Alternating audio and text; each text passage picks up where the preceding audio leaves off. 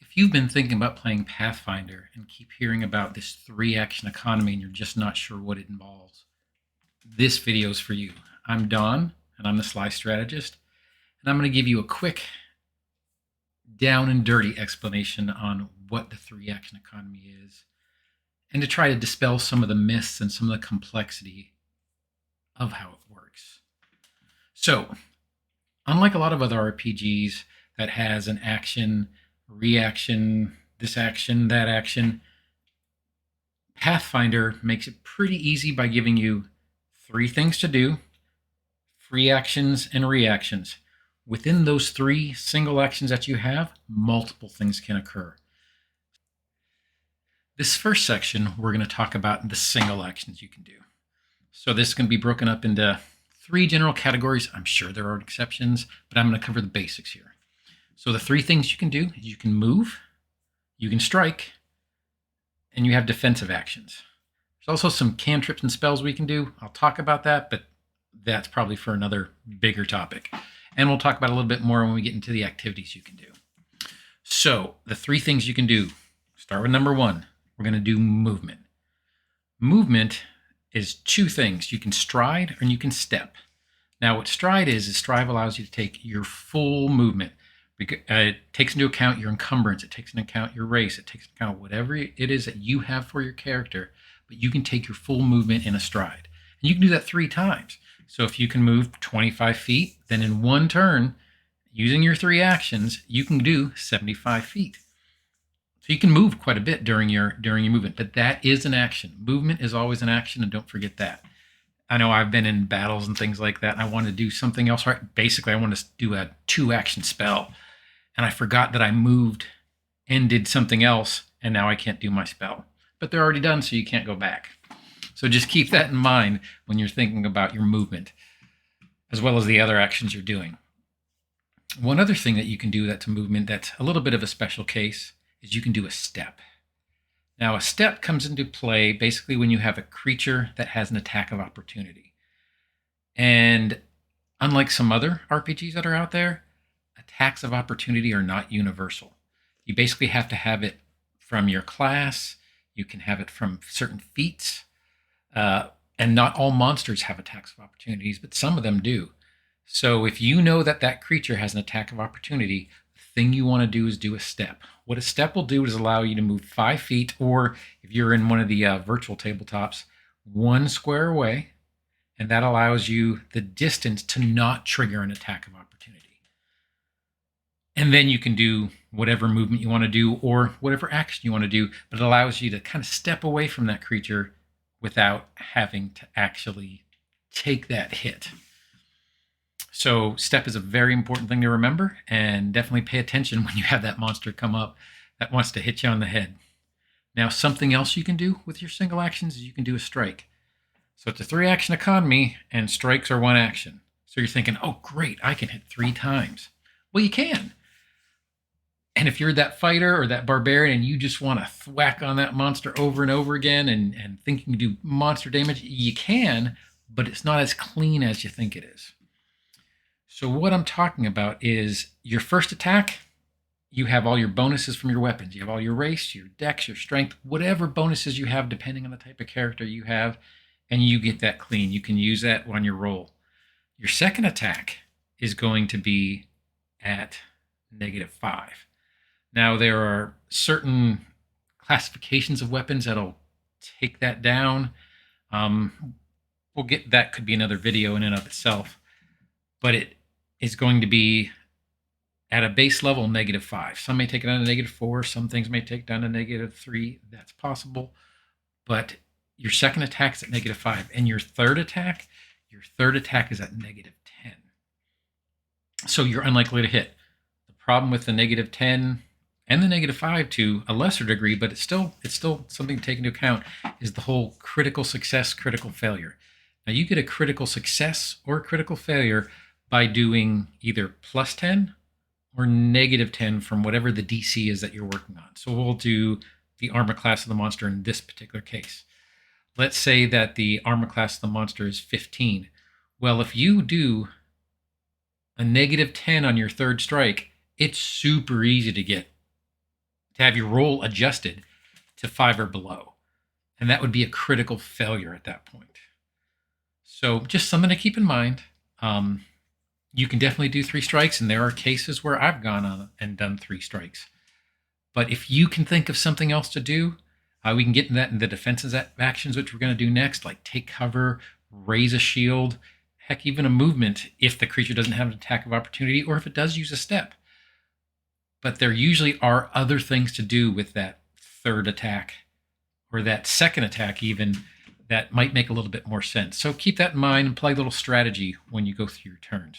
You can also pay attention to what the people around you are doing and see what you can do with teamwork, because teamwork is much more important in Pathfinder.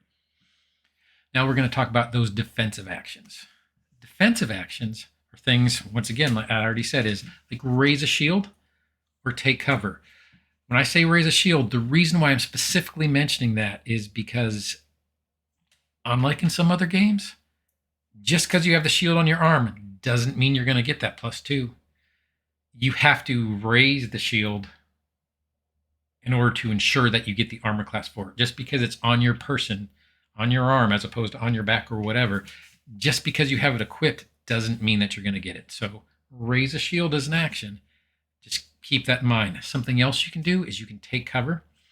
There are basically like 3 different levels of cover. We won't necessarily get into that and specifically what you can do with those 3 levels of cover, but if you are a small character and you're beside a huge character, you can choose that person to as a limited cover.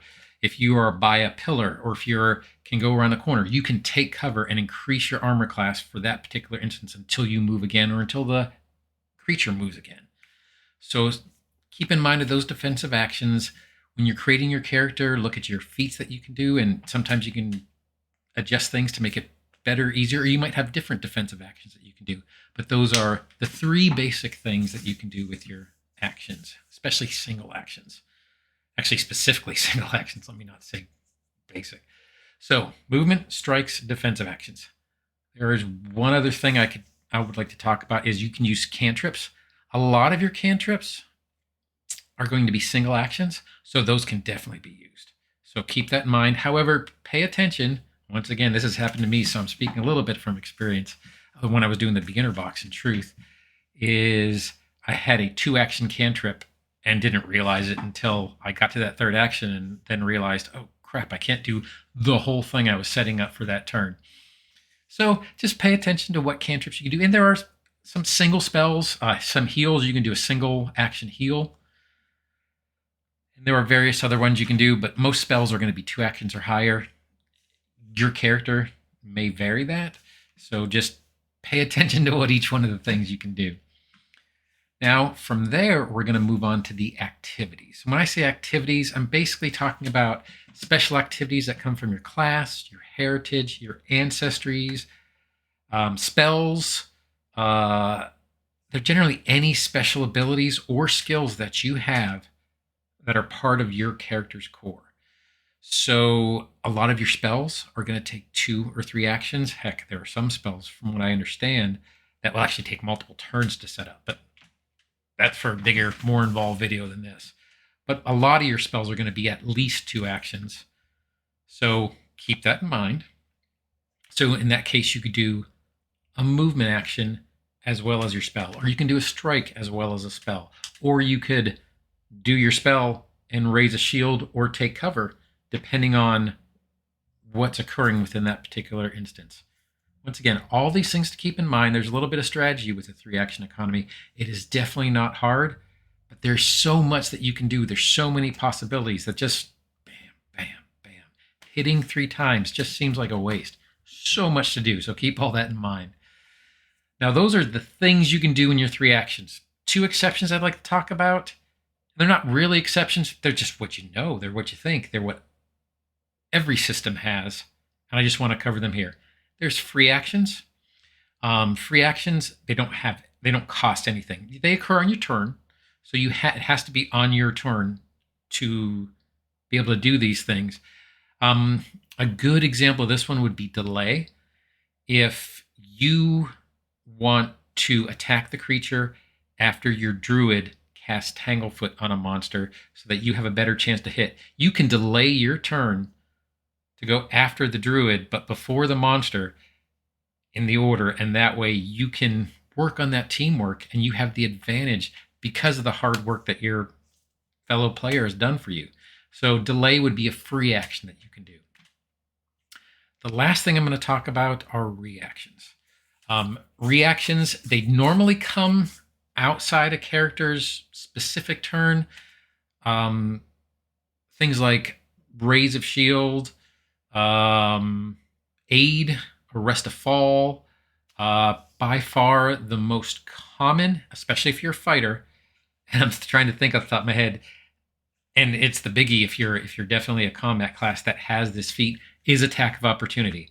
Like I said, not everybody has Attack of Opportunity, so keep that in mind when you're creating your character, because there are feats that give it to you. But if that's something that's kind of integral to what your idea of your character is going to be, you might want to pick a class or pick a feat that's going to give that for you.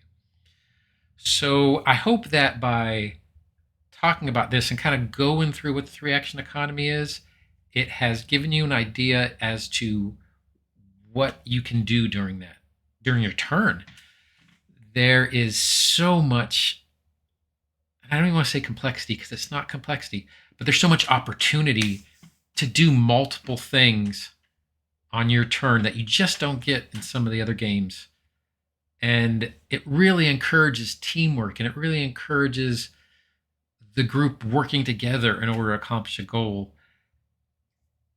And it makes the combat more fun because you get to actually play with your other characters. You don't have that one super tank that goes in, or at higher levels with Dungeons and Dragons, those earth-shattering magic users that just wipe out an encounter in one fell swoop.